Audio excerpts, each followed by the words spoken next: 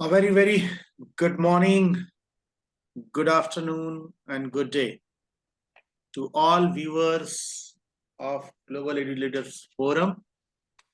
I, S.K. Singh, founder and chairman, Global Leaders Forums, welcome you all my respected speakers from Portugal, from Brazil, from India, and from other part of those who are participating as a speaker, those who are participating as a presenter, those who are participating as a viewer on the social media. This is two-day conference on the topic based education and sustainability. Dear friends, we have been discussing this topic from last 1 year in number of webinars we have conducted for students, for university, junior and senior students, for the educators, principals of the school, teachers of the school. And we have been keep thinking, who is going to take lead of awareness? So this education and sustainability GCES 2023 program is aiming awareness about sustainable development or the process of the development which is on in the name of urbanization, in the name of development, somehow need to be controlled, somehow need to be balanced as per Sustainable Development Goals of United Nations, which was set in 2015 for 2030, with the span of 15 years. We are in 2023, so almost 8 years has gone and 7 years are left. This is the Global Partnership Program where each student, each educator is equally responsible. I'm not talking about any individual country. I'm not talking about any specific region. We all are responsible and we must talk about the global. There are the three major issues which need to be taken into notice. So first, the pollution in sky, air, pollution on land, earth, and pollution in sea. Deforestation, in number of the pesticides are being used, in number of the sea pollution due to the garbage, due to the chemical waste factory. So once we look into this, we come across the one major thing, that is education. Education can make people aware. Education can bring awareness. Once we educate from the primary level students and once they grow up and reach to a height where they realize it is my fundamental duty, it is my sole responsibility to keep this earth clean and green. On this very special occasion, I would like to welcome my all speakers, those who are going to share their views. My heartfelt gratitude to Professor Luis, who has taken keen interest, and this program is the product of his cooperation and contribution. Of course, we had a plan we will have physically in Portugal, but due to some technical issues, I was not able to reach there. But Professor Luis, I convey my regards to you. Your initiative, your all positive things which you did is always in my heart. Your 2 times you have written letter, you send the letter. It reflects that you are one of core family member. You are a clean-hearted person who is really, really responsible citizen of this global world. I would like to welcome Beatrice Lucia. She has been another backbone behind this program. She has always been ignifying each educators around the globe. Those who are watching, those who are listening, this is all credit goes to Beatrice Lucia. My another new golden heart teacher, Vilma, who has been doing a lot of work on the ground level, especially when we connected online. And we have a number of plans where Vilma will be heading it. Vilma, I like the way you have a human feeling and connect. Because see, without human feeling and connect, things are not possible. You are dealing with the students. You are taking them towards the real ground situation where they can be emotionally connected. So my heartfelt gratitude and welcome to you. At last, dear friends, we can be divided into caste, color, and religion. But remember one thing, Mother Earth is one. She has not done any discrimination. Whosoever is God, Jesus, Ram, Allah, Vaheguru, whatever you say, I do believe He is the one whom we trust, nothing else. But our air, our water, and our whole universe is one. It is not divided into. You may have some thin boundary lines in name of country, in name of region. But trust me, we all have to take responsibility and move forward. I would like to welcome Lika joining us. Hello, nice to meet you, everyone. And it's my welcome to you, and you are really working on ground. So today we have started, tomorrow we will succeed. A journey need a start, and I'm happy within last 1 year we have started. No one can stop us if we are determined. No one can divide us if our conviction is high. And trust me, nothing is impossible. Everything is possible in this world. So my heartfelt gratitude once again, and welcome to all speakers. Take this journey ahead. All the students, all the parents, and each member of this humanity on the earth. Let's take responsibility. Let's give a smile to our coming generation. Let's understand the pain of the animals which are dying. Either it is on the sea, either it is in the forest. Every pain is pain. We can express and they cannot. So once we destroy nature, we know. But there should be someone who can care us, and that is the care, the beautiful nature of this whole universe. If the air is polluted in India, it will affect to the other continent also. If sea water is polluted, it will affect to others also. And you know, if you see the data, what is happening?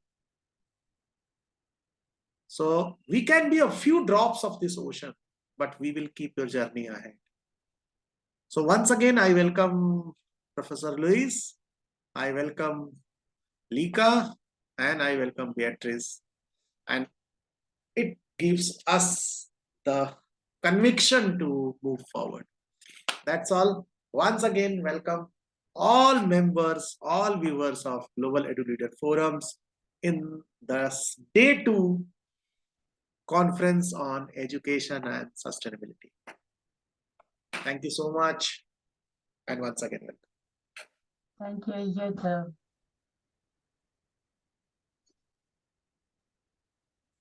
Vilma?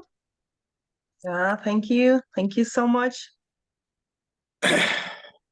As Mr. SK is saying, a drop alone can't do anything.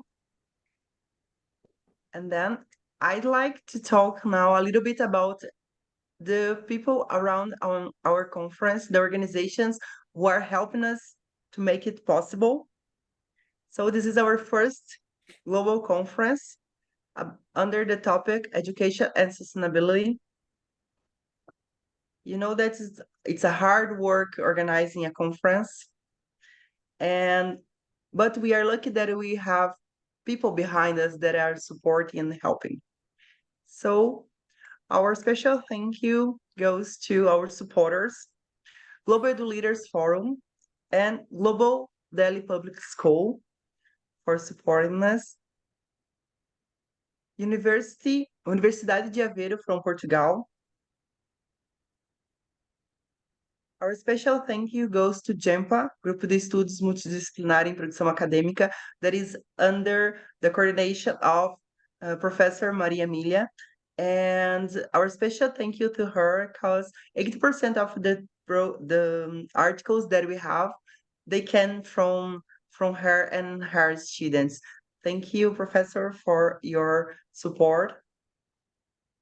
Also, mestrado em sistemas produtivos, there are 4 universities together here, and then they are doing a great job around there, and they are supporting our conference as well. MIT Square, we transform your life. They are also helping us and supporting our event. Raj Square, count on us anytime. Thank you for your support. Thanks for believing the work that we are doing. Also, believe in the online English school, an English school to help you achieve your goals.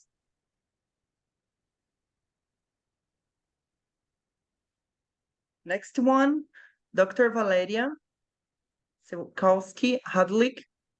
She is a doctor surgeon and she is a member of Grupo Brasileiro de Melanoma. She's also helping us.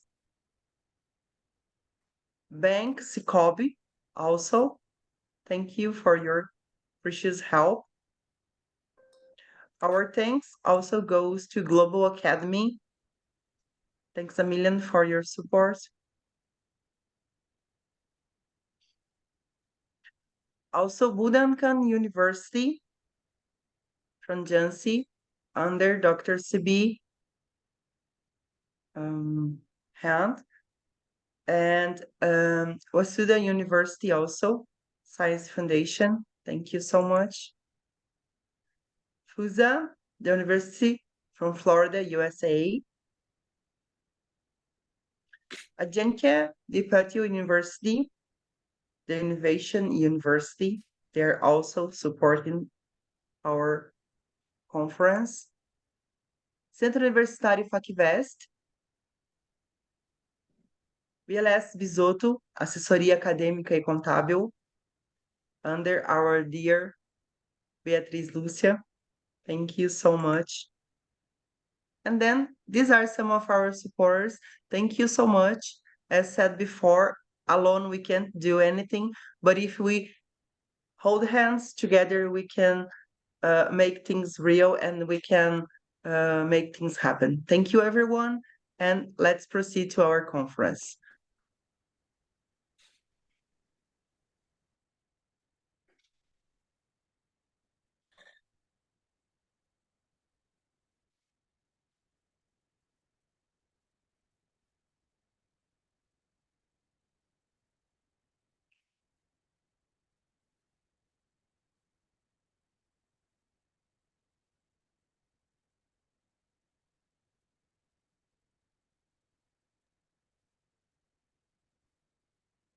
Jesus Luis Miguel. On a very humble note, I think I request Professor Luis to bless us with your kind words and guidelines. Professor Luis. Thank you. Thank you. Greetings to all the members here present. And first of all, of course, I would like to convey my warmest gratitude and respect towards Mr. S.K. Singh And I'm sure next time we'll meet in person in Portugal and we will overcome difficulties and constraints. Because if we have the will and if we have the determination, and I'm sure we can overcome these barriers. And of course, we'll also like to thank Professor Beatriz Bisotto, my esteemed colleague, my esteemed friend, who has been working so hard so that we can meet here today and establish this connection between Brazil, Portugal, India, and these times are times to be united. As Mr. SK well said, these are times who need common energy. These are times that need collaboration. These are times that we need to think about our priorities regarding sustainability. And education is a key element for us all to understand that our path is only one regarding 2030.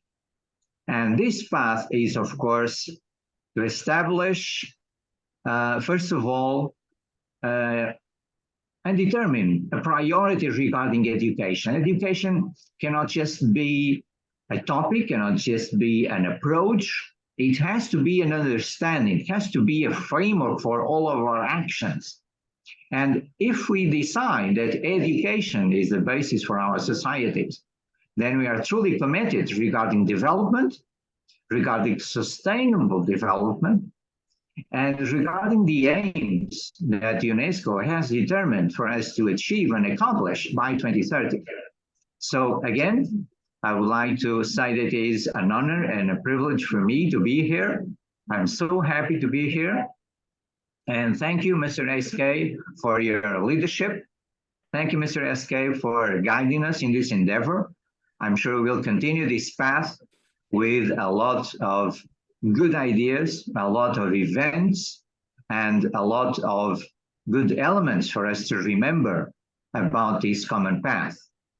So, my dear friends, my dear colleagues, I would like to share a presentation about the importance of education today and some of the most important challenges that we are dealing with in this 21st century. So allow me to share so that we can have a guideline regarding some thoughts. So when we think about education and the first 21st century, first we think about the challenges. And the challenges regarding education are not just challenges that are affecting one single country, one single nation, are challenges that are affecting everyone and everybody worldwide. So this is a common challenge.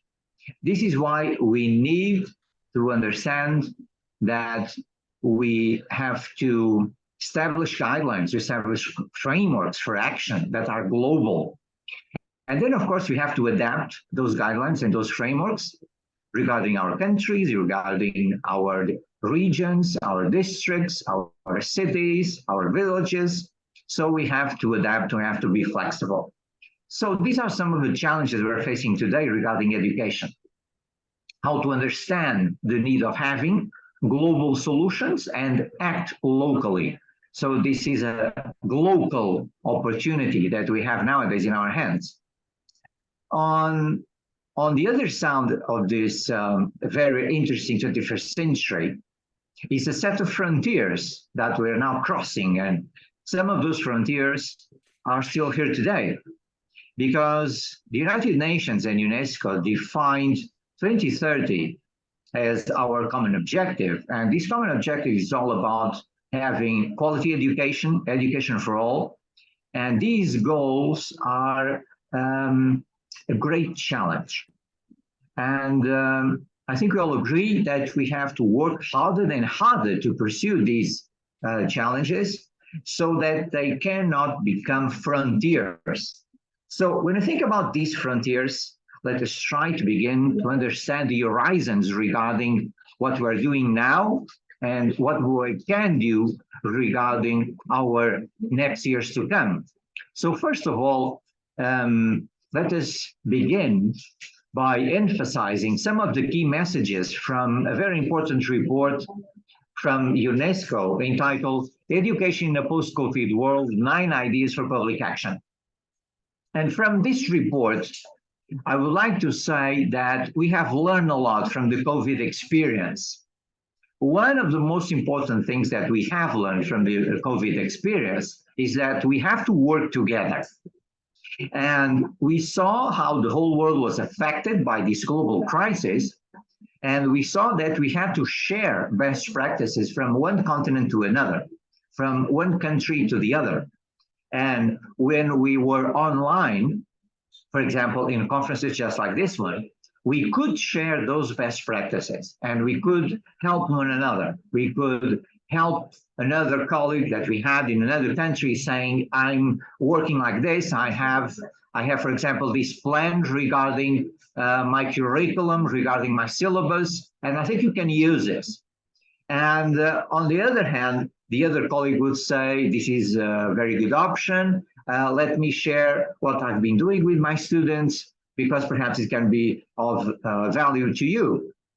So we learned how to cooperate during the COVID-19 crisis.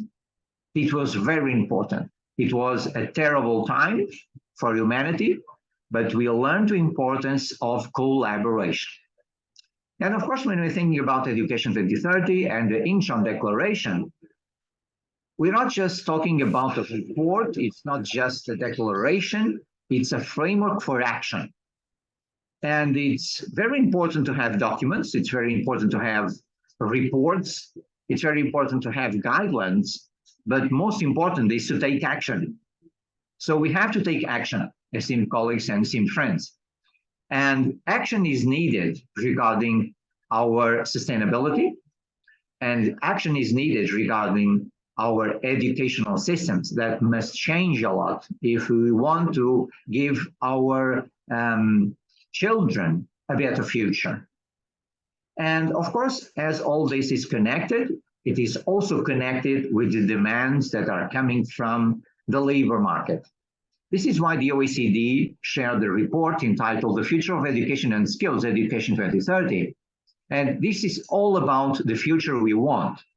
This means that the future we want is connected with a reframing style, a new type of mindset that connects knowledge with skills. And a few years back, we were more focused on knowledge than skills. Nowadays, we're more focused on skills than knowledge. This is a huge difference regarding our educational systems.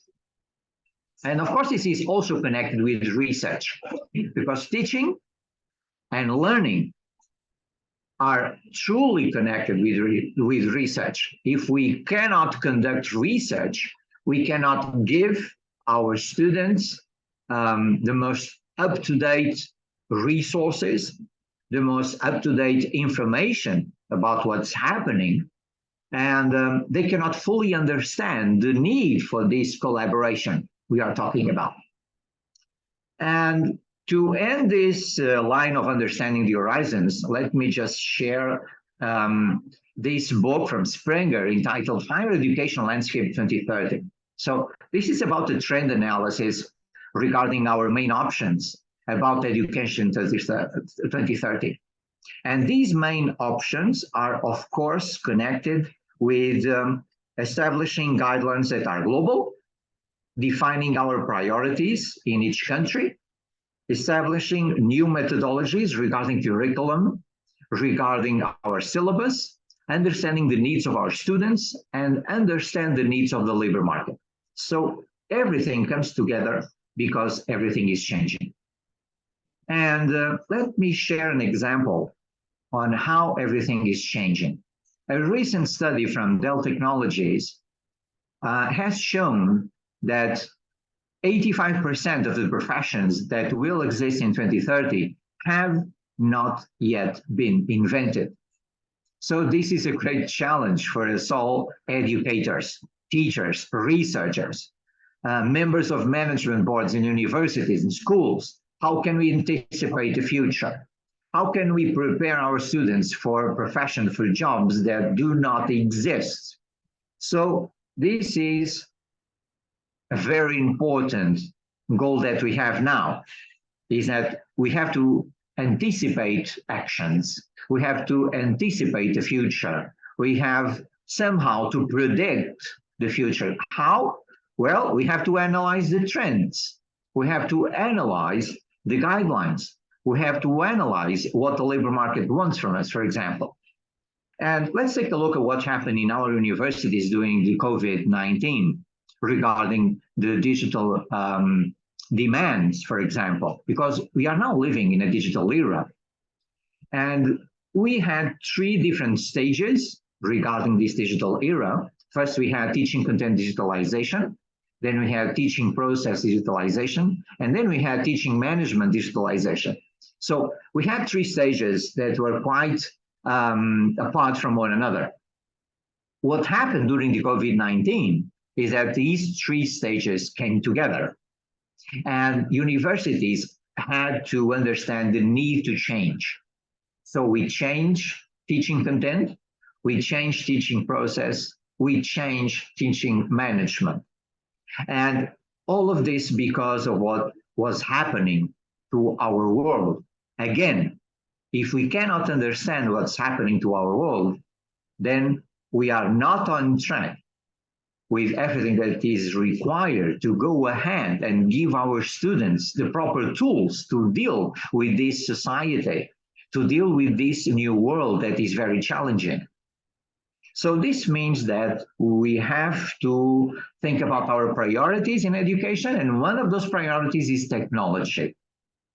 I'm sure that technology is a part of our lives, of course, our daily lives, our professional lives, but technology is now changing all aspects of education, not just in higher education, but in all levels of education, in different systems of education worldwide. So for example, if we take a look of how much money we have spent in EdTech, so technology connected with education, in 2020, we spent more or less 227 billion US dollars. By 2025, we will be spending 404 US billion dollars. So this means that we will increase the spend on EdTech because it is required for our higher education institutions to have better hardware, better software, and to create teacher training programs for our teachers to be up to date regarding this digital era. So this has a huge impact on education. And this huge impact, of course, can be analyzed according to how advanced technology is growing in education nowadays. And for example, when we analyze the rise of AR, of VR, AI, robotics,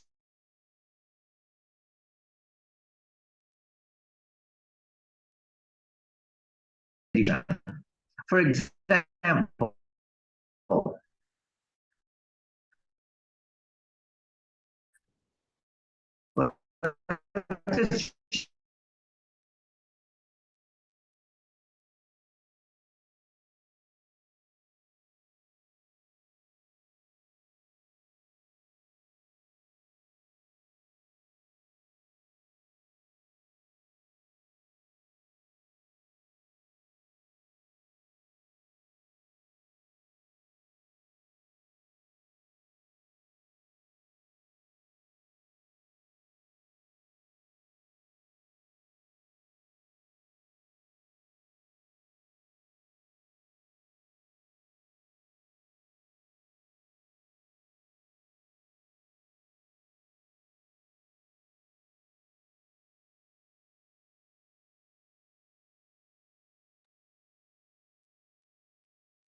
Yes, we lost him.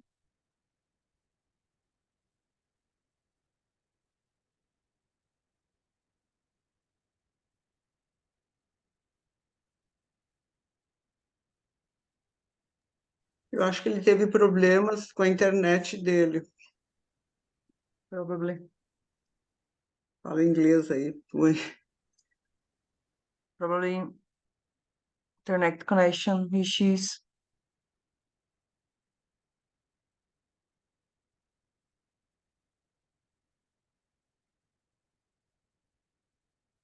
Hi, Christina, how are you?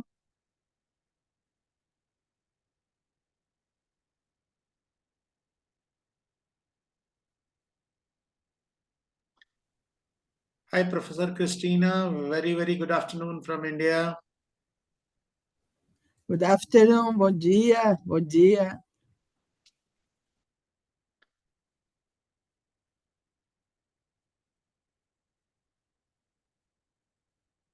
Can we take someone, Wilma, if he's joining late, he can continue once he joins.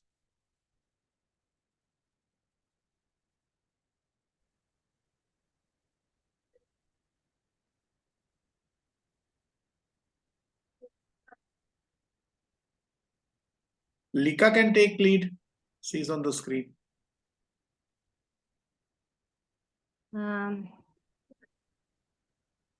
Hello everyone once again. Today I have a very hard day because I'm at work and I have a small time to speak about the sustainable development.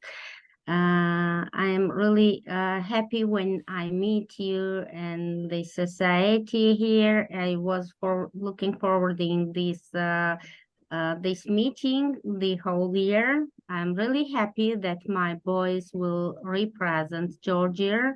And here on my another account, my boy is ready to read his presentation, and Lasha will open his presentation share and represent for you. I'm really happy to be here. Thank you once again. Lasha. Hi, I am Rasha. Welcome, welcome, young boy, on the forum. My junior gel, keep it up. What? Welcome, welcome. You can start your presentation.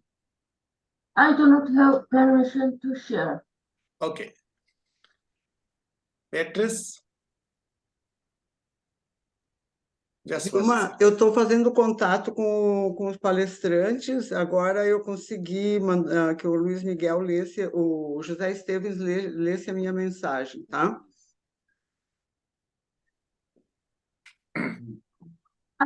Global Conference on Education and Sustainability. Sustainable development is an approach to the economic development of a country without compromising with the quality of environment for future generations. In the name of economic development, the price of environmental damage is paid in the form of land degradation, soil erosion, air and water pollution, deforestation, etc. This damage may suppress the advantages of having more quality output of goods and services. The sustainable development can be facilitated through 5 guiding principles: living within environmental limits, ensuring a strong, healthy, and just society, achieving sustainable economy, promoting good governance, and utilizing information communication technology as social responsibility. The goals of sustainable development were first adopted by United Nations members. The concept of sustainable development aims to encourage the use of products and services in manner that reduces the impact on the environment and optimizes the resources in order to satisfy human needs. It is the practice of maintaining productivity and replacing used resources with the resources of equal or greater value without degrading or endangering natural biotic systems. Sustainable development brings together concern for carrying capacity of natural systems with the social, political, political, and economic challenges faced by humanity. Sustainability science is study of for the concept of sustainable development and environmental science. There is an emphasis on the present generation's responsibility to regenerate, maintain, improve planetary resources for use by future generations. Development of non-polluting renewable energy systems, population stabilizations, integrated land use planning, healthy cropland and grassland, woodland and revegetation of marginal lands, conservation of biological diversity, control of pollution in the water and of the air, recycling of waste and residues, ecologically compatible human settlements, environmental education and awareness at all levels, wind energy, solar energy, crop rotation, sustainable construction, efficient water fixtures, green space, sustainable forestry. Sustainable Development Goals (SDGs) or global goals are collection of 17 interlinked global goals designed to be blueprint to achieve a better and more sustainable future for all. The SDGs were set up in 2015 by the United Nations General Assembly, are intended to achieve by year 2030. They are included in UNK resolution called 2030 Agenda, or what consequently known as Agenda 2030. The SDGs were developed in the past 2015. The development agenda is future global development framework to succeed the Millennium Development Goals, which ended in 2050. No poverty, zero world hunger, good health and well-being, quality education, gender equality, clean water and sanitation, affordable and clean energy, decent work and economic growth, industry innovation and infrastructure, reduced inequality, sustainable cities and communities, responsible consumption and production, climate action, life below water, life on land, peace, justice, and strong institutions, partnerships for goals. Thank you for your attention.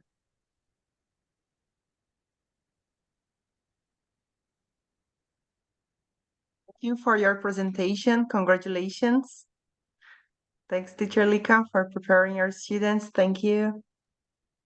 Thank you for your attention. Thank you. And we have another presentation, another boy who is at home at this moment, and after some minutes later, he will be online. No problem. Take your time.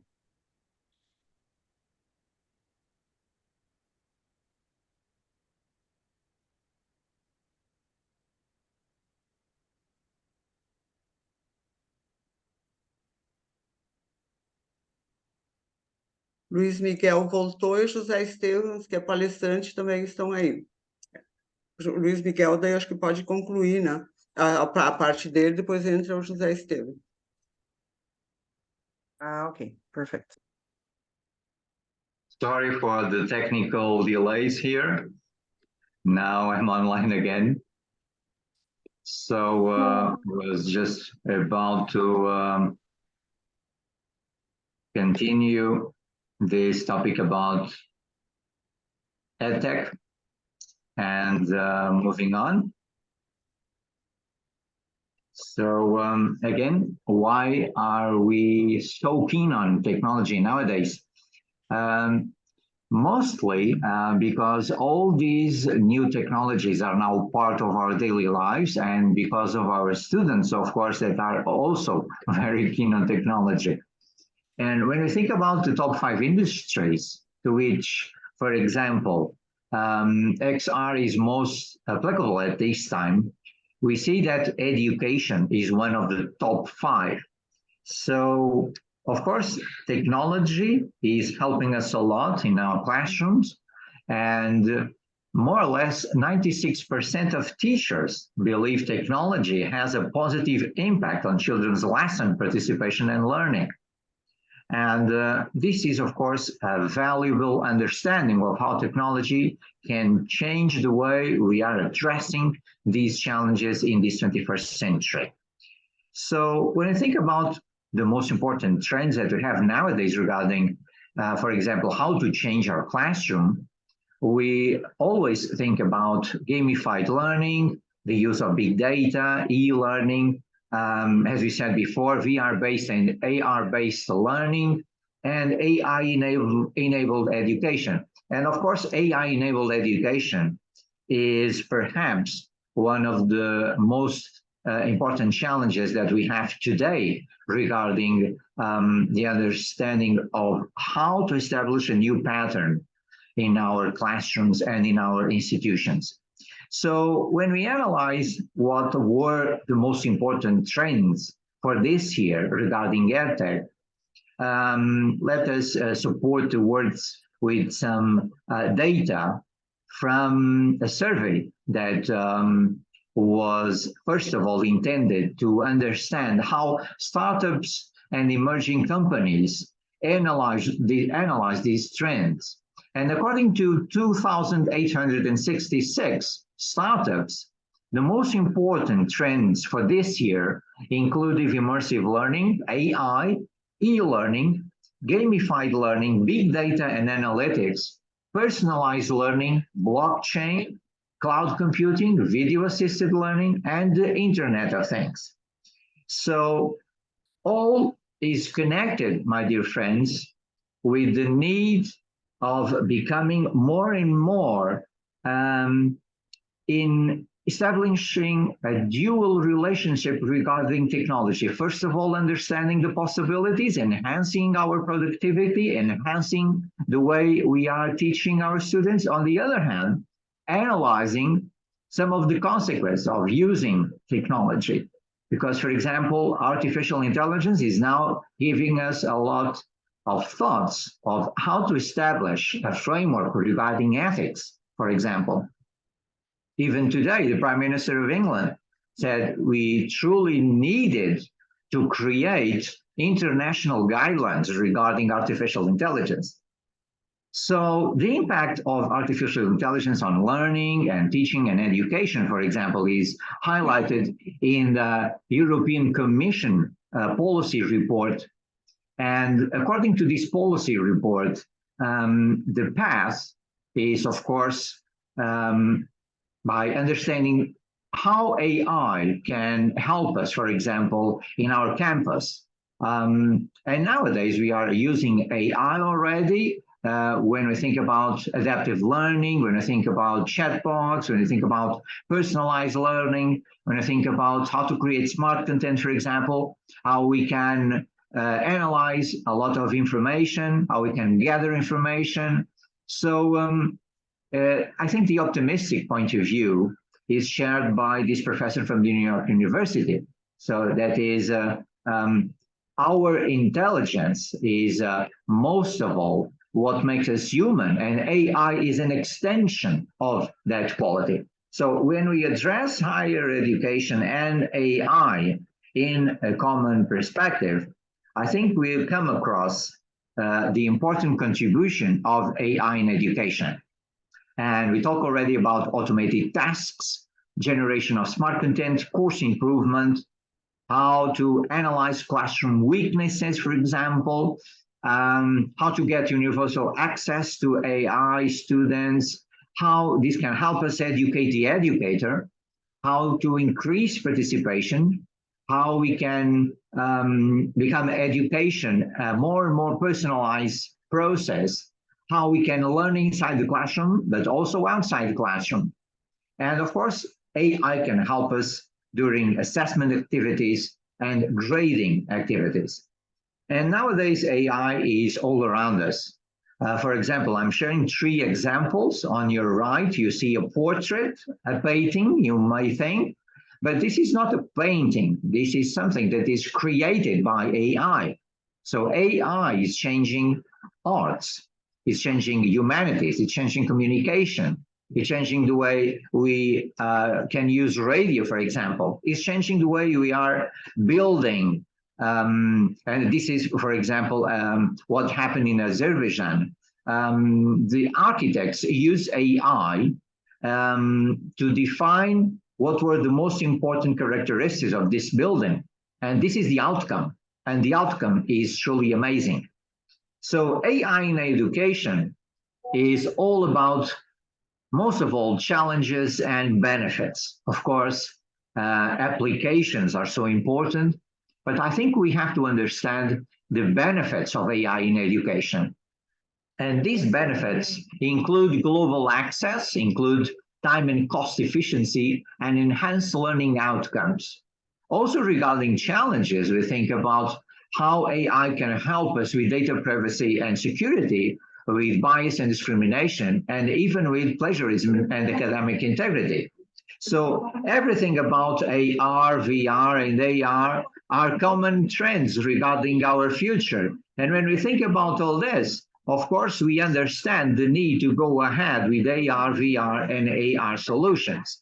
So when we think about, for example, how ChatGPT, Bard, and Bing Chat are changing the way we address the tasks we are giving to our students, for example, some teachers believe that we shouldn't be using ChatGPT or Bard or Bing Chat, but these are tools like any other tools. So we have to give our students the opportunity to understand these tools. They have to think that ChatGPT will not solve their problems. ChatGPT is a tool that is here to help them solve their problems. This is where teachers are needed to establish a connection between knowledge and the skills that the students require to master the technologies, to master the apps, and to master everything that is changing in this real world regarding education and technology. Because, for example, when we think about education by 2030, and according to Audrey Azoulay, UNESCO Director General, of course, AI can be a great opportunity. But as a great opportunity, it also has to establish with us 3 levels of opportunity. First level is student-facing AI. The second is teacher-facing AI. And the third is system-facing AI. So these 3 layers regarding artificial intelligence as an opportunity can connect us with the SDG Education 2030. And again, when we think about what UNESCO is telling us regarding what we have learned from the COVID-19 experience, I think we all agree that we need free and open source technologies for teachers and students. And this was a big problem during the COVID pandemic because we didn't have enough open source technologies. So we need technologies, we need to equip our schools, our educational systems, not just with the hardware and the software, but also the knowledge to manage this educational software that is required for all teachers to master and to share with their students how they can truly understand why they have to be 21st century learners. And our students are 21st century learners because they connect, for example, communication with creativity, with innovation, with digital literacy, with critical thinking and problem solving. So these are the most important ideas that we establish when you think about the portrait of the 21st century learner. This is a learner that has social responsibility, for example. This is a learner who has cultural, global, and environmental awareness. This is a learner who is truly understanding the need to have digital literacy. And when we think about all this, of course, we can compare what happened, for example, a few years back. And when we compare what happened in 2015 and 2020, we come across this comparison. And this comparison is all about the top 10 skills that were required. And the number one skill was complex problem solving. And complex problem solving was truly important in 2015, but also important in 2020. But other skills change. So the list of the skills we had in 2020 already had a different portrait. For example, we had emotional intelligence, we had cognitive flexibility, and we didn't have these skills in 2015. So when we look, for example, what will happen by 2025, and critical thinking, analysis, problem solving, self-management, and active learning will be the top skills that we'll have to master. We as teachers, and of course, our students as well. So we have here key areas of change, dear colleagues and dear friends. And these key areas of change include, for example, big data, which is becoming the lifeblood of almost all research. And big data is now creating for us a lot of opportunities regarding research, of course, but also teaching and learning opportunities. And the contributions of artificial intelligence, of AI tools that we are already using in different universities, different polytechnics worldwide.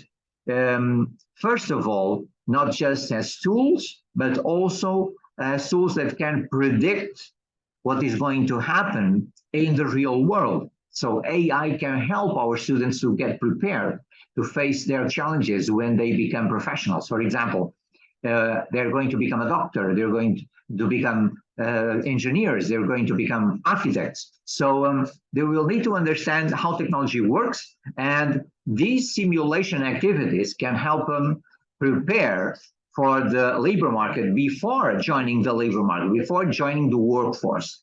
This is also happening with augmented reality, with virtual reality, of course. This is also helping our students to engage with more activities that are connected with the real world. And when we think about all this, of course, our conclusions have to be, first of all, technologies such as the Internet of Things, big data, artificial intelligence, and robots are changing our educational landscape. And these are, of course, some of the most important trends in education that we have in this 21st century. Then the researchers' dependence on technology, including artificial intelligence, will increase. At least 52% think they will become more dependent on it in the next 2 to 5 years to come.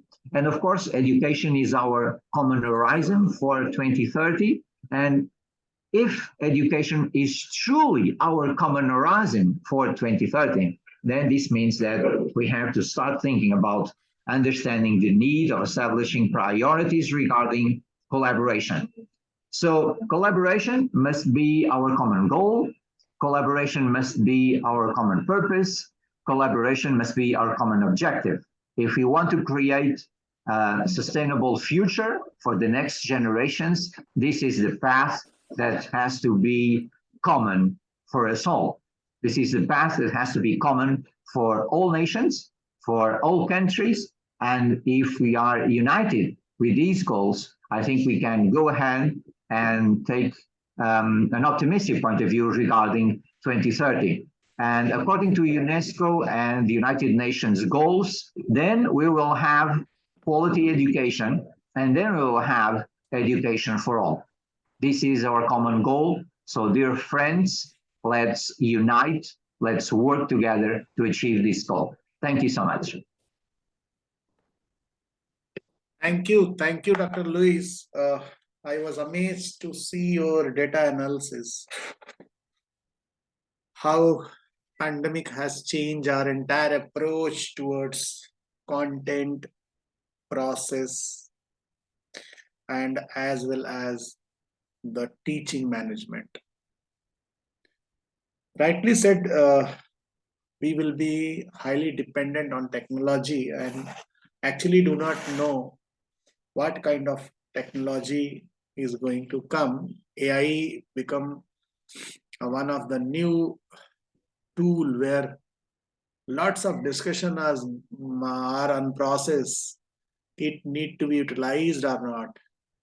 The same data, same content, which is stored, of course, from the various brain. But honestly, it is not going to give you innovation. It is not going to give you the real solution of the problem. It is the set of solution rather than having innovative problem. You may have an umbrella and you may have a rain together. But when rain comes, you have to open the umbrella. So this is not mentioned when rain will come. So technology is standing at one place, but it is important when it need to be utilized. Technology for destroying things or technology for making things. So these are the questions which are very well awakened by you in your entire talk. We are the smart people, and by taking this data matrix, we have to be proactive, collaborative, and move forward towards the new task. As you said, if by 2030, 85% of these professions will not exist physically, we are there. So what are the new things going to come? In my mind, I have a very, very simple objective. How a mankind can be happy. Machine can make a person happy. I keep talking about two things in my talk, and that is actually the tagline, connecting head to heart. Machine produce something, but where is the happiness? Emotional quotient is missing. Are we doing justification with your life by polluting the air? Are we doing justification by not taking care of her health? So all data and analysis, especially use of technology, was an amazing and heartfelt gratitude to you for your insights, for your lead and cooperation. Thank you so much, Dr. Louis. I pay my gratitude to you for a wonderful, wonderful content-based data deliberations. Vilma, you can take forward. Okay, I will. Thank you, Dr. Luis. And I'll read your biography. So, Luis Miguel Cardoso holds a PhD in modern language and literatures in the specialty of comparative literature from the University of Coimbra, Portugal. He was then of the School of Educational and Social Sciences of the Polytechnic Institute of Porto Alegre, Portugal, between 2010 and 2018, and deputy director of the Master in Media and Society. He was president of Europe's Association of Reflection and Intervention in the Educational Policy of Higher Education Schools in Portugal, 2015-2018. Adjunct professor at the Department of Language and Communication Sciences at the School of Education and Social Sciences of the Polytechnic Institute of Porto Alegre in Portugal, and he is a professor of higher education since 1995. He is a researcher at the Center for Comparative Studies at the University of Lisbon, Portugal. Thank you so much, Professor. Thank you for your words and thoughts. Sure, we depend on technology, but the way teachers bring students to use the technology, we take advantage on teaching kids in a more advanced way.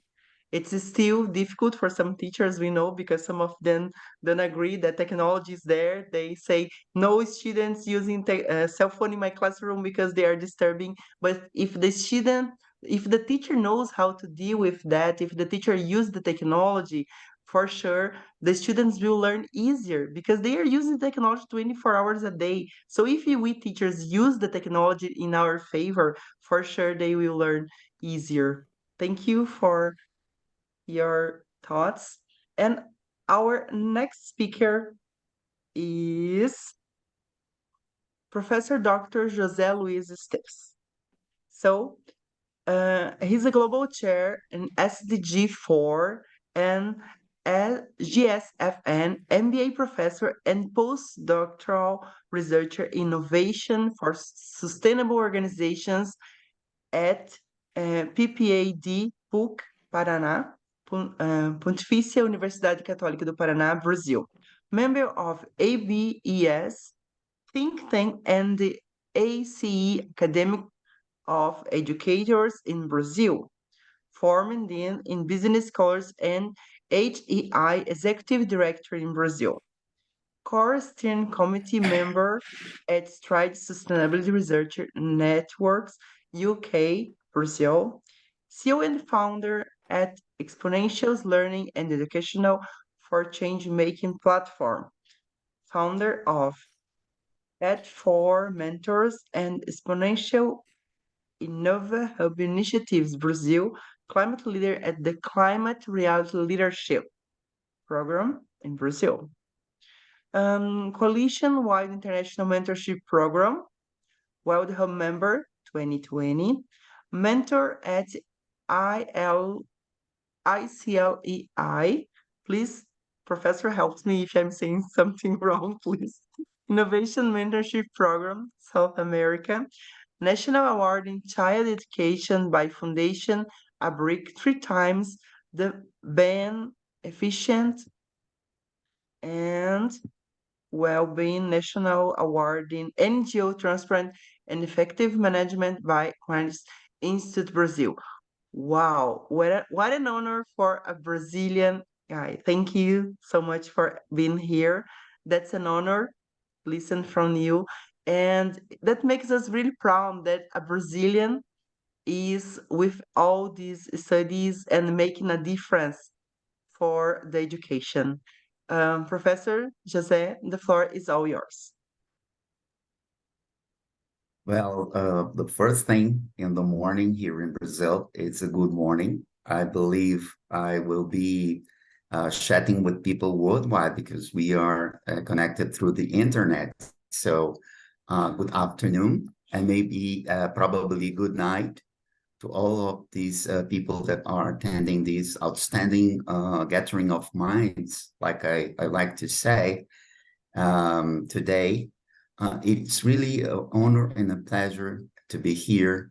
I do carry Universidade de Aveiro in my heart because I do had experiences in the past with people, not myself, that were able to be attending doctoral studies in Universidade de Aveiro.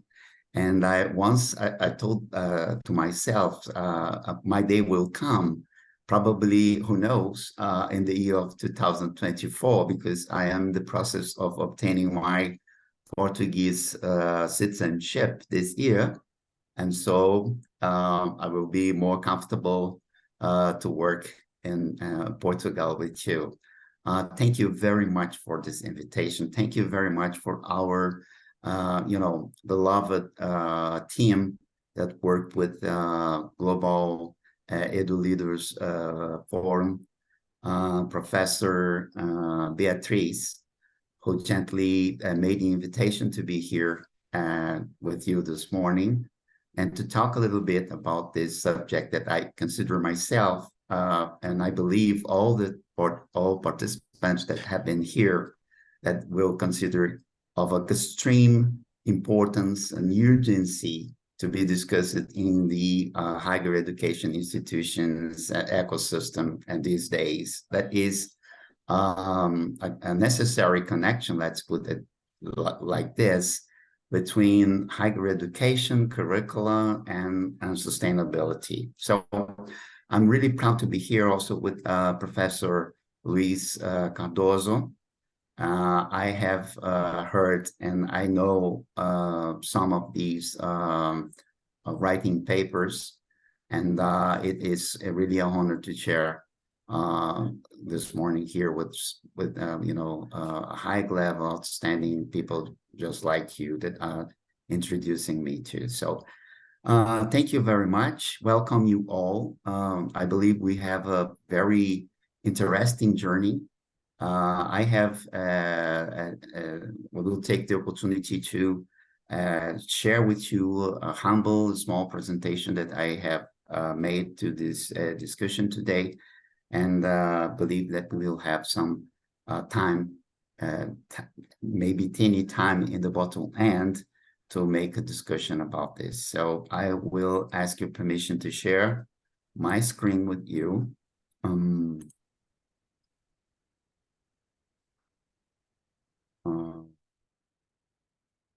There could be some delay. I will put in a presentation mode, and you will say if it's okay for you. Are you all able to see this? Okay, okay. We can see, but So not let's put full in a background, yes. presentation mode. Okay. So many thanks, and Vilma, you were outstanding making this presentation, because this is really a soup of letters of institutions, organizations, colleges, and so far. But as a matter of fact, I am a person that you can announce as aprendedor, a word in Portuguese that means that I'm people, some kind of people that's eager for learning and for education subjects. So I built a bridge a long time ago between higher education and sustainability.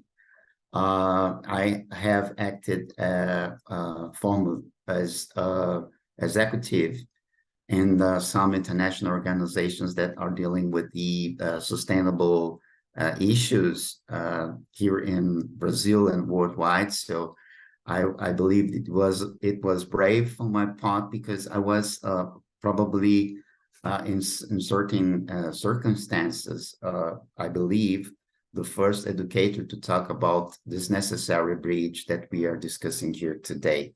So I will bring to you this small journey about higher education institution and this organizational complexity that we will all face in a minor or a major degree in this what we call post-pandemic times, that it's really a lie. So I will start the presentation with a lie stated in my presentation, the first slide, because we will have a lot of more complexities to come, and that's a fact that we are not in the post-pandemic times. Probably the year 2023 is the first one that we can address like a post-pandemic year. But we all know, unfortunately, that COVID-19 came to remain in the society for the rest of our lives. So it will be like a flu that we take a shot, that has changed from the first developed one up to this brand new that I have took myself some months ago here, that is in the 5th or the 6th generation. And so probably the same will happen with COVID-19, but somehow we will try to bring, a point where we were before all these catastrophic impacts of COVID-19 pandemic in our, especially in our education ecosystem. So let's go for this small journey. I am Professor José Luis Esteves. You can go by José Esteves, José Esteves. That is, it's really fashioned. There are a lot of José in the educational arena, and these times I'm really proud to be here also representing Global Sustainable Future Network through partnership from my beloved Professor Dr. Renuka Thakur, that is in United Kingdom right now.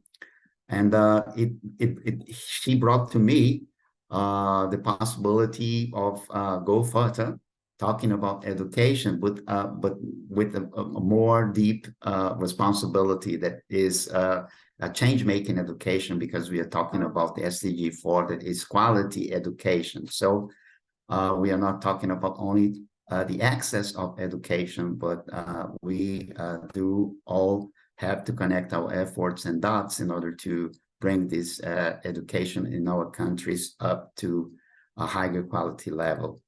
I represent, of course, and Vilma had made a very delightful introduction. I will not talk about myself, but I bring some umbrellas also with me, and then we can talk a little bit more about these umbrellas too. I am presently working as an MBA professor at PUC Paraná. It's a Pontifícia Universidade Católica of Paraná here in Brazil. I got my postdoctoral degree in Innovation for Sustainable Organizations, ESG. So I am, as a matter of fact, the first Brazilian, I believe, academic with a postdoctoral degree in this field, which makes me even more responsible for what I am trying to address here in this discussion in this morning. And then Professor Luis brought us this thing about artificial intelligence. And so I am also heading a new perception of education with the use of AI. And then we will be able also to talk a little bit later about this. So we are here also at Exponentialis, connecting the dots with artificial intelligence. So, and then I would like to make a gift or talking gift for all the participants of this, beloved forum here. That is a scholarship. I will give you at the end of my participation all details. How can you access, and you can be in our platform doing some courses of your choice. So thank you very much. We are here to address this organizational complexity in the post-pandemic times connected to higher education. And I am really interesting to showcase for you one of the most intelligent pictures that I have saw in the past, let's say, 3 years. And I'm always carrying the same photo with me because it showcased our beloved planet Earth, that now, with the strong impact in global society of COVID-19, is wearing a face mask, probably just like the majority of us have done in the the critical years. I mean, in between 2020 and 22, and it indeed affected us in our countries at all, with a major or minor impacts. I can discuss a little bit about the Brazilian society because I am a Brazilian and I'm living in Brazil, but you will be able to discuss it from your point of view and your perceptions with the reflections in your own countries and societies. There is a history of pandemics. I will not take any longer with this. It comes from 430 BC, register of a plague in Athens, up to this moment in the beginning of the year 2020, where we had the COVID-19 coming from a small city for the standards of China, of course, called Wuhan, and from there to spreading out around the globe. And the impact was huge because according to UNESCO, during this most critical period of the COVID-19 pandemic in the world, we had something around 1.5 billion students outside the classroom. So the damage is at large, and we will probably have to face with problems in the learning, especially of children in the years to come. And then there is something that we can put up this pandemic, that is the history of success of some epidemic intelligence that we have, and I'm stating here the case of CDC, that is agency in the United States. So this is just to try to understand that it's almost impossible to discover a cure for something that is new in terms of a disease before. It's really hard because we have to face, even the clever intelligence has to face with the problem of fighting a disease after the disease spread out. Unfortunately, this is what happened with the COVID-19. It was not different. And as I told you, this is a map with a location in China, and from everything starts, and the point of inflection is the beginning of the February in the year 2020, and we had from then 1.5 billion students outside the classroom. So this is a really global classroom impact according to UNESCO. And then my tutor made a survey in April 2021, what parentings were addressing as the top 5 worries about their teens. When we are talking about higher education, we have to focus on teens in high school. What were they concerned and worried about? And then these was the outputs of these. 64% have become more involved in their child's education. This is what I do believe. It's very special at a glance to showcase. 1/3 of the parents are more now open of having a tutor for the child. Almost 50% of the teens have lost academic confidence.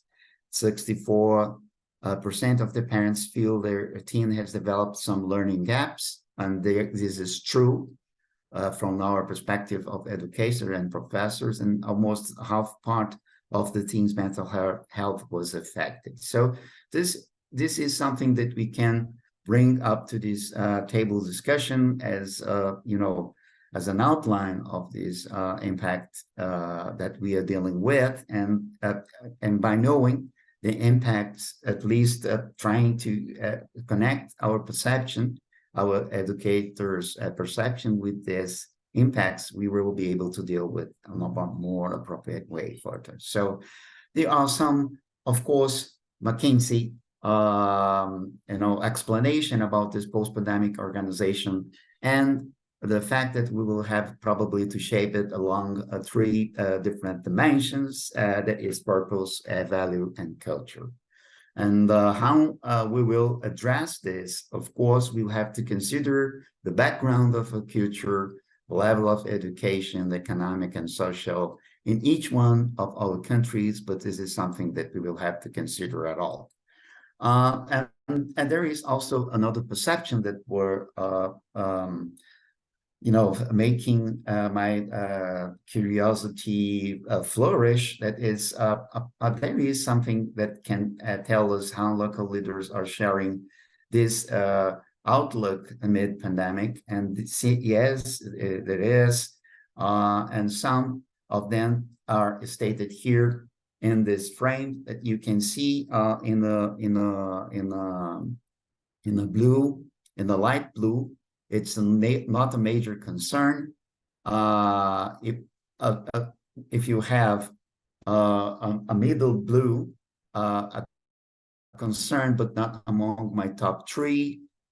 If you have the green, it's one of my top 3 concerns. And if you have this,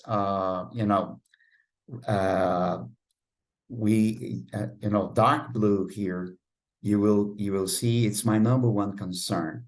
So it is astonishing to me that the local leaders and local leaders here in Brazil are responsible for this fundamental and the middle school organization, and that are some leaders that do not have a major concern by keeping employees safe, providing a safety net, or and even to understand what was the impact on the customers and something. So here we come to a statement of what is really how to manage our organization complexity. So we have a lot of dots to connect in a two-way perspective that all points out from some kind of product management that we will have to put in place.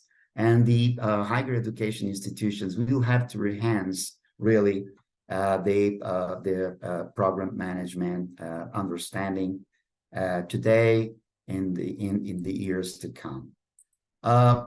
This is something that I brought here like an exercise to our minds here in this morning, in this afternoon, or in this early night, probably, as I told in the beginning, in some countries.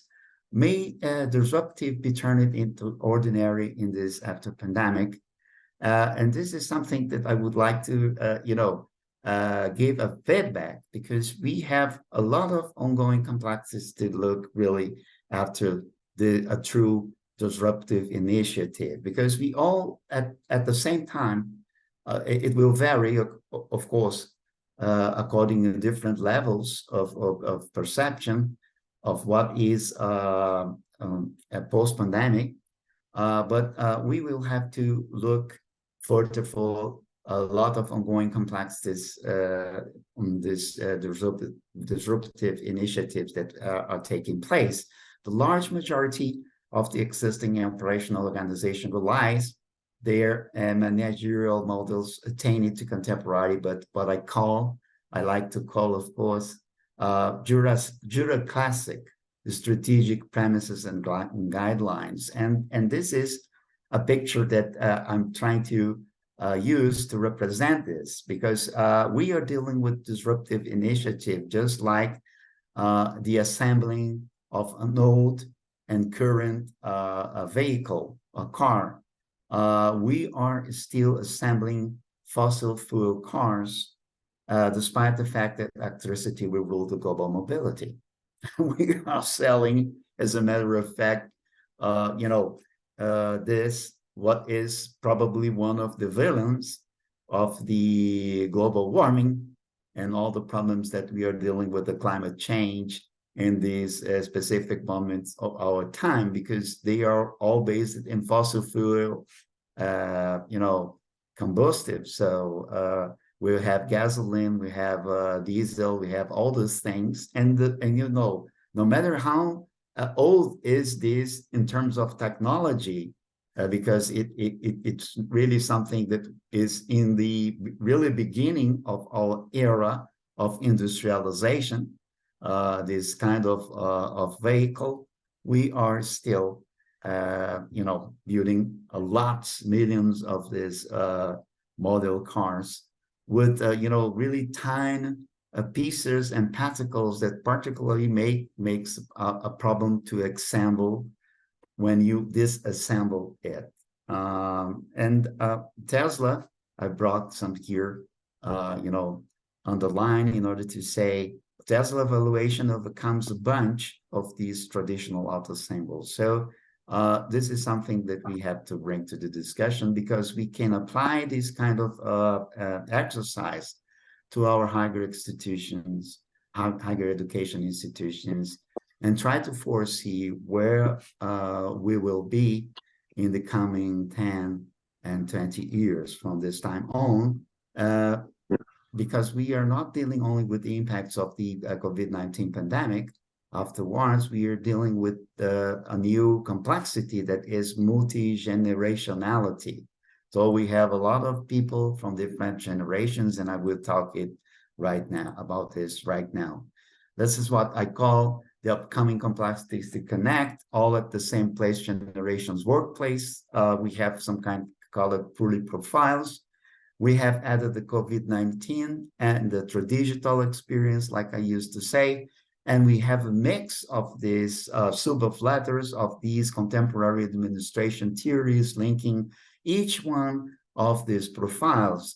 So we have this soup of letters becoming with the most recently with the baby boomers, and on the perspective of the Second World War, the X generation, the Y generation, the Z, the millennials, the digital natives. We have them all gathering together, and this is a picture that I like the most, that is showcasing, for those that cannot see in an appropriate way, a senior person, an old person, wondering what to do with an open laptop, a MacBook, and a kid wondering what to do with the typewriting machine. What kind of toy is this? Where is the turn on button? Where is the game to see? So we, no matter we like it or not, this is something that we have to put into consideration as fast as possible in order to change, especially our curriculum metrics, because they are getting old, they are getting analogic, and they are not any longer, being something to cherish with this bunch of letters that we have in the same learning spaces, in the same working spaces too. There are some complexities to connect. Then here's I bring a little about Brazil and unemployment. The international, the ILO, International Labor Organization, a year back of the beginning, in the year back of the starting of the COVID-19 pandemic, the year 2018, 2019, get a warn around the globe to see that 1/3 of the young people between the range of 14, or in some countries 16, up to 24 years old, we will probably not get a job. So it will be outside the employability. So this is what was before the pandemic starts. So believe how we have to process these things in this after pandemic. So there is a triple impact here in my perception, of course, my humble perception. They lose the opportunity to gain expertise at a vibrant time in their lives. We all know, probably some of you don't, but because you are facing the experience to be in this range between 16 and 24 years old right now. But for me, that is 5.8. So I'm more than a turbo guy, reaching the 60s years old. I can remember where I was in this, part of my life between the 16 and the 24th, and it was a vibrant time. But I gained a lot of experience, and unfortunately, they are losing the opportunity to gain this expertise. They face more difficulties with less awards. Downgrade of scholarship offers, lower wages and payments, everything that we see, and it is really, connected to our word, no matter in where you are. So I can talk about Brazil, a Latin American country, European country, and etc. Everything that is going on by this tagline. And they risk affecting, of course, their productive capacities over the next years of their professional life, because if they are not experiencing a job opportunity, how they will enhance, their capabilities, so, skills, everything else. There are some waiting room here in the pre-pandemic call and the higher education in Brazil.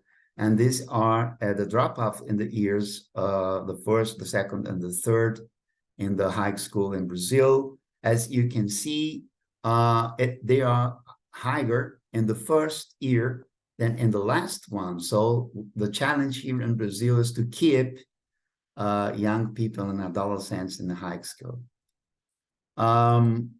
There are some other connection that I would like to make in this waiting room of the pandemic. That is, this is a graphic. Unfortunately, I don't have it in English, but I can share it with you. 70% of the young people and adolescents between 14 and 29 years old are not in the school in this right moment of the time. And there is a research that I'm bringing here also, but I will not showcase in this in the slide to you, that unfortunately show to us, state to us, that we are really addressing a very serious problem, because we do not have even 20% of the young people at the universities, enrolled in universities and colleges. You know, from the large slice of our cake, only 16% of them are attending and enrolled in a college, in a school right now here in Brazil. So this is something terrible. I believe we have to deal with a really with a very strong effort. The after pandemic in Brazil represented also the falling of high school learning indicators. So we have a drop of almost 6% in terms of enrollment, and the students, unfortunately, are also trending to quit the high school in the last year, in the third year. I will give you, of course, and I bring to you the links where you can access this data that is official, that comes from our Ministry of Education here, and the research studies that are linked to the official government bodies. This is a post-pandemic social innovation Hitachi review that I'm bringing to you. And despite of the fact that we can address this post-pandemic with social innovation, we have to make the creation of sustainable societies. We have in the past global economic growth as industrial policy and economic activity, consumption-led, supply chains with productive efficiency, living conditions, material prosperity. And then we are trying to make an evolution by with this creation, or the perspective of the creation of these sustainable societies, and bringing them from this past to this post-pandemic era. And when we talk about industrial policy, we are talking about vision of sustainability. When we are talking about economic activity this day, we are talking about environmental led. When we are talking about supply chains, we are talking about words like resilience and diversity. I can't imagine a world without diversity right now, but we had, and some countries we still have. And in terms of health and safety, we are dealing with psychological. We know how our students and ourselves, educators and professors, get sick, mental health affected. During this pandemic, we are trying also, in some cases, rediscover ourselves from the sickness that we have faced in almost 3 years. So the COVID-19 pandemic gap affected the outputs of the learning quality in higher education around the globe and broadened inequality. This is a drawing that represents and as a matter of fact, the truth in terms of the, disadvantage of the poor people, and the poor portion of the people, the high majority of them attending the public school system here in Brazil. When a pandemic arrived, if you are a mid or high class student, you are able to connect by internet and attend virtual online classes. This is not what happened when you were poor and you have such inequality in terms of internet connection and accessibility here in Brazil. And I believe in other countries of the world too. But here in Brazil, this is at a large, and this is something that I have to bring to the discussion when this discussion is international and global like this one we have, because I will count with you to press to, mitigate this gap that we have here. This is a joint educator effort around the globe. There is some decoding of these classroom impacts that we have to do amidst inequality, and there's this what I call Brazilian clash. So this is an actual picture of a mother, usually a woman that is suffering much more than the man in the pandemic times, because she is a major portion of their time at home, taking care of the children, trying to advance them in an environment that you can see in the picture. Can you show me where is the computer? I see a textbook or in the floor with the family sitting in the floor, and they are and somehow this brave woman and brave everywhere around the globe. They're much more brave than men, definitely. And trying to help their kids. And sometimes she has no education background to do so. At least 2/3 of the parents are affected by this, because sometimes they have just finished the elementary school or some years in the fundamental school, and how they will help the children that were, in the last year of the fundamental school, how they will help the children that were in the high school. It's impossible. I had this experience, but I am a teacher in the higher education.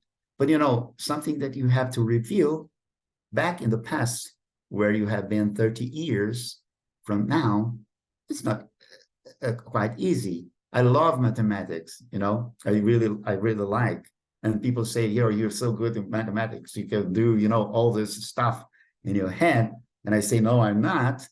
I have to, because mathematics is something that is exact, perfect, almost perfect. And this is a perfection that we do not have in our world nowadays. So another picture.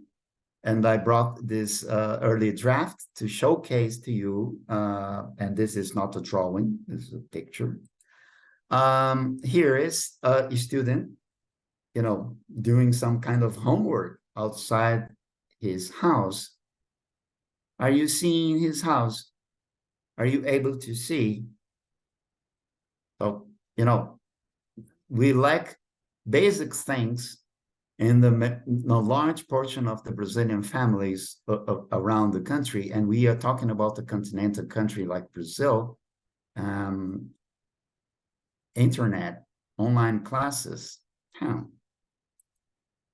only 70% of education networks declared to have completed the 2020 academic year. Almost 5.5 million students in Brazil had no or limited access to school activities, and almost 80% was the degree of difficulty in accessing the internet produced by these networks, especially the public education. Some other impacts to the code, and there are some pictures that I'm bringing to you. Over 137 million children and adolescents left without school activities in Latin America and Caribbean. We count only Brazil, around 4 million elementary school students without access to any school activity. 4 years.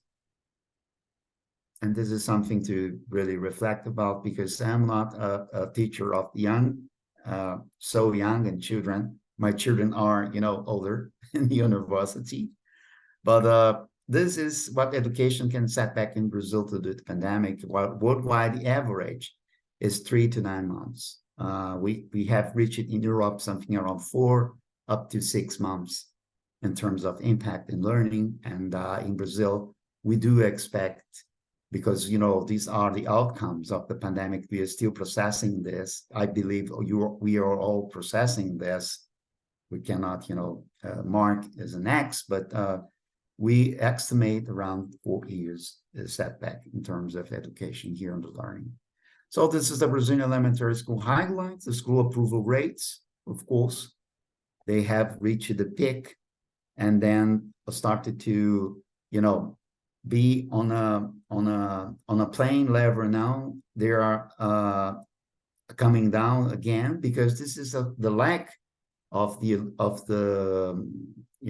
learning, the so-called learning gap, when we put here in as a fact in the graphic. So we are experiencing probably in the year 2023 that is still running, but in the year of 2024, the impacts of this gap of learning and of course the downgrade as expected in terms of these school approval. And there are some post-secondary private education and pandemic that we can call this crossroad to up to the stable. Pandemic, over 600,000 students interrupt courses in private higher education here in Brazil. Delinquency of students in private higher education in May reached May 2021 reached average 20%. That was an increase if we compare to the year 2020, a year back. And we're still rolling out the dice and the numbers, but we have a delinquency, especially in higher education, online and distance learning courses here in Brazil of around 50%. It means that drop-off happens in each one of two students that are enrolling in distance learning education. This is really a problem at all. Some private higher education had a drop in the first semester, and they continue to drop, and there is a slight recovery in the year 2022 if we consider the drop of the 2021 that now is dropping in the year 2023 again. Let's see the numbers by December or January in the first 24 to see what happened. But I can assure you that we will have a delinquency and a drop of this higher education attendance and enrollment too. The number of students interested in enrolling, and that is my concern, in higher education dropped too. In November 2020, intention to graduate in the system was around 1/3. Only 1/3, 33%, and now it's around 14%. And the distance learning interest dropped from 46% to 38%, and it's coming down. And what about ESG, connecting the dots within the education ecosystem? So we all are talking about ESG, and we urge to bring ESG framework to our higher education institution as well. We have to decode ESG, of course, for higher education, taking into consideration a lot of perspectives in terms of the environment itself, in terms of the social, in terms of the economic, in terms of the governance that varies from country to country, and the rules and regulations of the higher educations, of course. Here in Brazil, as a matter of fact, we are one of the most regulated countries of the globe in terms of higher education, and it never, ever meaning a quality education as an output in higher education institutions, because we have, a lot of things and that we can compare in terms of higher education to foresee that we have a lot of job to be done in terms of changing the mindset of higher education here in the coming future too. And so what about ESG connecting the dots within the higher education ecosystem? This is an example. We have to put all this global higher education story. There is some, not clear configuration here in this slide, but you will be able to have all this presentation the organizers will send you a link where you will be able to download my presentation today. You have the link to a more appropriate visual picture, but we have a current global situation, and we have to make a change in terms of education. And I would like to address as a change-making transformative education too. So we have all this in one side, those global higher institutions, and the other side, we have the sustainable development goals impacting the building of curriculum matrices, impacting how we design our higher education classroom, because we do need really a different classroom for these years to come. We will have to attack this model that somehow we have today.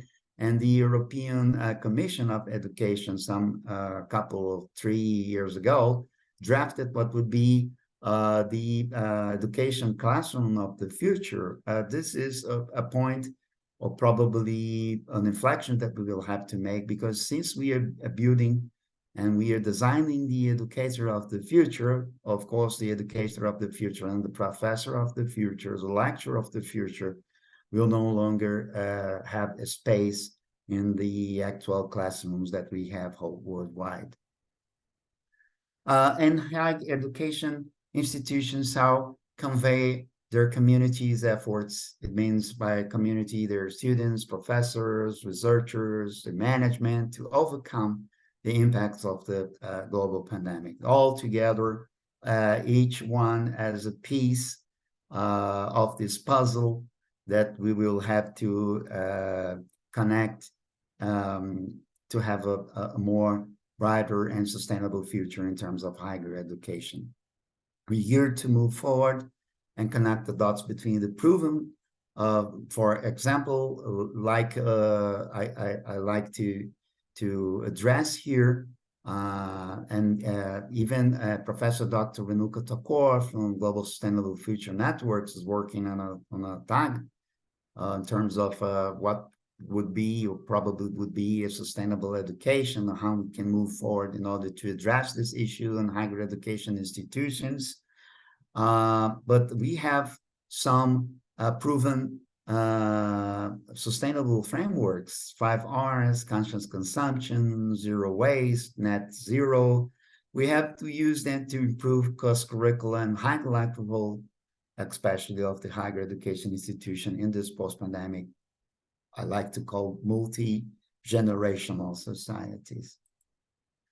Our projects are at our disposal. Thank you so much. I bring you my contacts. This is the EdTech that I have founded in the year 2019 here in Brazil.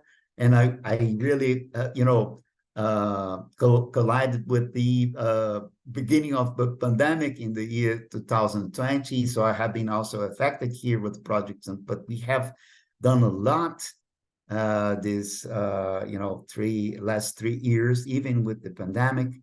Exponentialis, like you would write it, .com.br.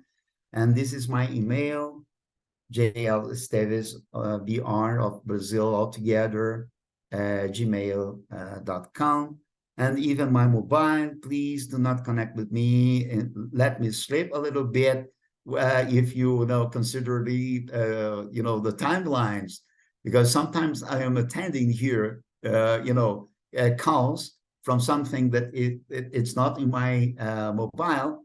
And people is calling from India, and people is calling from Pakistan, and people is calling from Africa and some countries in Africa, and people are calling from Europe in countries that are 5, 6 hours ahead.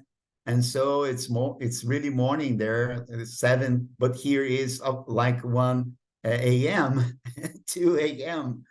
But I am really attending all and give all the considerations that you deserve, because my role as an educator is to keep an eye and centering my efforts as an educator, as a lecturer, as a professor, in you, especially you as students. So we have to deal with the student-centric higher education in this year and in the coming future. So thank you. I will stop sharing right now. I would like to just bring here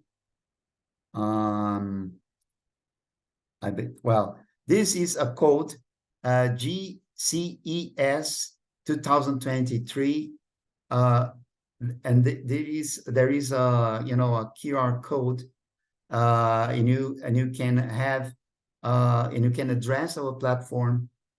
We are dealing even with the courses in artificial intelligence, so we will give a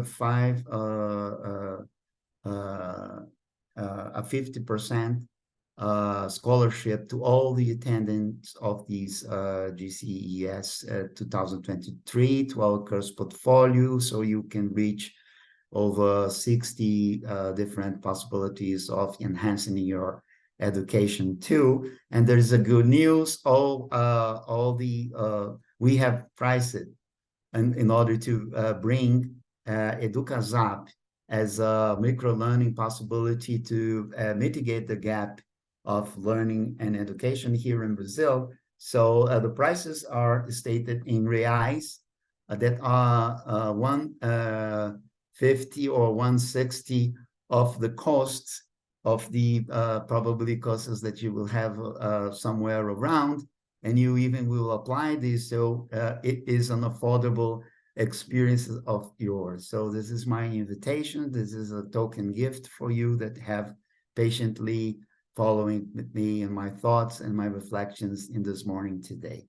Thank you. Thank you. I will stop now sharing really the presentation and bring myself up to a live mode and be at your disposal to continue here in this fantastic gathering today. Thank you. Thank you very much. Thank you once again, Beatriz, Professor Singh. Thank you for your introduction, Vilma.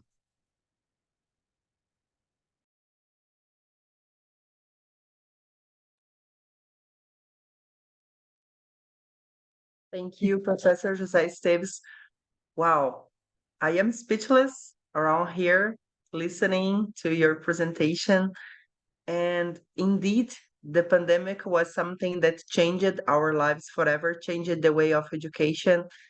And sometimes I listen to people complaining, well, the pandemic stopped my life. The pandemic was a disaster. But I can see that for many people who enjoy the time to learn and to improve their skills, the pandemic was something really important somehow, because it made us develop new skills. It made us get off the comfort zone, and then we had to learn different things.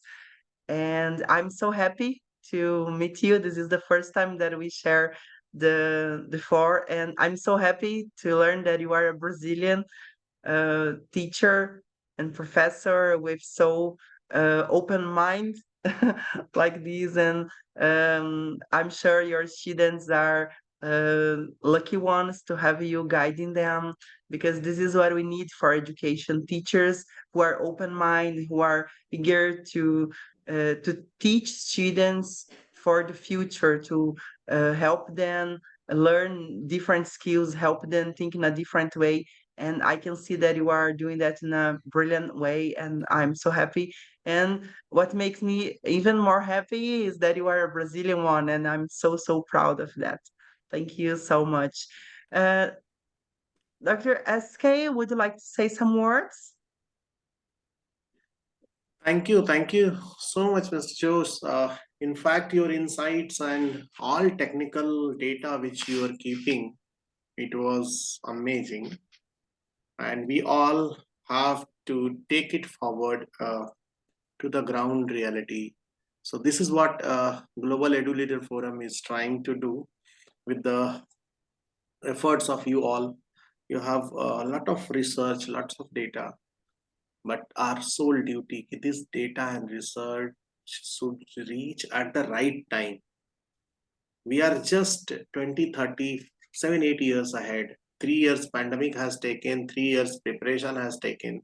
So what we were aiming, it is very near to us. I take this privilege behalf of Global Intermediate Forums. I take this all data and research to the classroom situation. This is our duty. We are just communicator. We are connecting dots between. So thank you so much. My gratitude to you and for your presentation. Thank you. Thank you so much. And now we could have Lika, is your other student ready for the next presentation? Yes, yes, it's possible. I will call at this moment and a few minutes means. Okay, just a Please. moment, please. Thank you.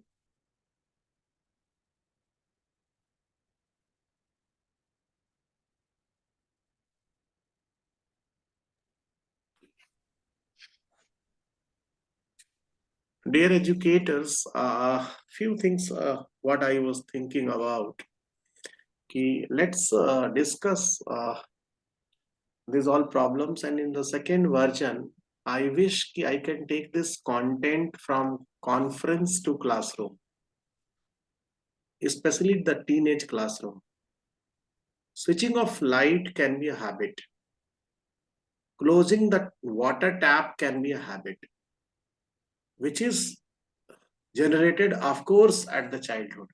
Still, I remember my father used to tell me, switch off the lights. So that was a dictation, but it became a habit. Dictation sometimes works, sometimes motivation works. So why can't this all content of the research we can take in a small pictorial font and we can take to the classroom? Why this is not a curriculum in the school where save water, save nature is only in terms of learning content from the book and writing in the examination? Why not the question is being asked, the quantity of oxygen you are using in this life, have you planted trees so they can be produced for others? So whatever take from the nature we are taking, this is our sole responsibility. This product should be regenerated by us only. If we are consuming oxygen, we are responsible to produce oxygen.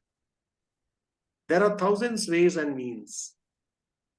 Why can't be celebration of the plantation of tree? Why it is only party on beaches? Why can't be a meditation in each society in the nature? Why it is in the 5-star air-conditioned rooms? So these are the few point which comes to my mind, and I keep discussing with my professional friends, those who are really working well, and they are the motivating. So my young junior is here. I want such young junior. I really delighted. Once I see these young people coming on the forum, presenting something, it is really an amazing feeling. Thank you and welcome.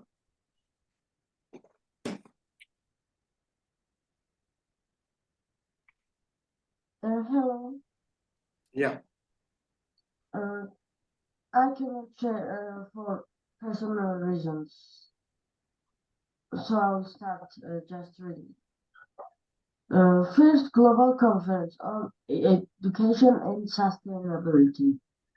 My name is Konstantin Inamashvili. I am 7th grade student, SPC ambassador. I am from Georgia. Sustainable development. What is sustainable development? Sustainable development is a process for meeting human development goals while sustaining the ability of natural systems to continue to provide the natural resources and ecosystem services upon which the economy and society depends. While the modern concept of sustainable development is derived more strongly from the 1987 Brundtland report. It is rooted in ideas about sustainable forest management and 20th century environmental concerns. As the concept developed, it has shifted to focus more on economic development, social development, and environmental protection for future generations. What is sustainable development goals? In September 2015, the United Nations General Assembly from Mali adopted the Universal Integrated and Transformative 2020 2030 Agenda for Sustainable Development, a set of 17 Sustainable Development Goals, SDGs. The goals are to be implemented and achieved in every country from the year 2016 to 2030. Sustainable development has three main parts: environmental sustainability, economic sustainability, political sustainability. Environmental sustainability. Environmental sustainability is the rate of the renewable resources harvest, pollution creation, and non-renewable resource depletion that can be continued indefinitely. If they cannot be continued indefinitely, then they are not sustainable. Economic sustainability. The general definition of economic sustainability is the ability of an economic to start define the level of economic production indefinitely. Social political sustainability. The ability of a community to develop processes and structures which will not only meet the needs of its current members, but also support the ability of future generations to maintain a healthy ability. Why is sustainability important? This is placing an increasing burden on economies worldwide, as well as the cost that has an average homeowner faces. We consider a move to greater sustainability in all aspects of life, critical to our future. We only have one Earth. We must find ways to reduce our harmful impact on environment.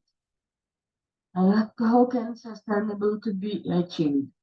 To eradicate extreme poverty and hunger, to achieve universal primary education, to promote gender equality, to reduce child mortality, to improve maternal health, to combat AIDS, malaria, and other diseases, to ensure environmental sustainability, to develop a global partnership for development. That's all for my presentation.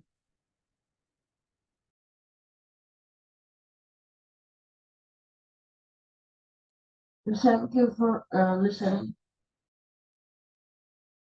Thank you. Thank you so much. Congratulations on your presentation. Congratulations on your English as well. Congrats, teacher Lika. Congratulations on the hard work that I've been doing with your students. Thank For you sure, so you are much. also making a difference. Congratulations. Thank you. Thank you.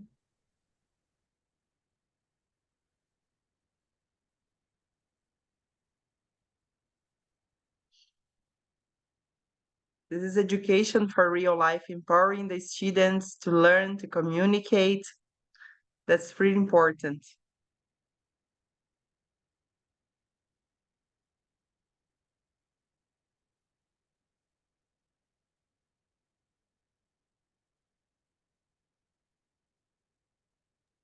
Vilma, Pode Yes? encerrar a sessão, pede para o SK encerrar a sessão da manhã, que os outros não vão conseguir chegar, tá?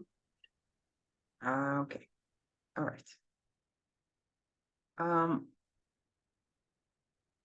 Dr. SK, would you like to say some closing words? We won't have any more speakers for now. You are muted. My heartfelt gratitude to the speakers, those who have enlightened the session, especially two young leaders and two my senior elder brothers, those who have depth research, data, technology, and futuristic plan. So I think this session was very fruitful, connecting two things. One is a future projection plan and technology, and second, the youngsters, those who have given this presentation, is the real inspiration for the other youth. I firmly believe Global Edu Leader Forum is in right direction, bringing experienced experts along with the future ready youngsters. So this is insight within me. Again, I will repeat my thought, which I keep repeating. The Global Edu Leader Forum is a journey of excellence, connecting all intellectuals from each part of this globe. We are starting, but we are sure we will reach to our right direction with the full effort and positive energy. I really appreciate effort of Mr. Jose, in the morning Dr. Luis, and my two youngsters, and Wilma being a wonderful moderator, Beatrice, who is putting efforts all the time. Without your contribution, these such things were not possible. Dr. Elizabeth, sitting in Portugal, who is the co-partner and who is hosting this conference. My heartfelt gratitude. At last, but not the least, Madam Maria. She is one of inspiration source of this globe. She is not limited to only Brazil. Her wishes, her blessings, I keep receiving by seeing her on the screen. That's all for today. Hope to catch you in the next session. Thank you one and all. Bye, everyone. See you in the afternoon session. Bye-bye. Bye. For now. Everyone. Thank you, Dr. Elizabeth. Thank you, Madam Maria. Thank you, one and all. Can we have a click of ending session? Beatrice, you have to come. Lika, if you are here, you have to come. Closing photograph. 1, 2, 3, 1. One more. Victory. Thank you.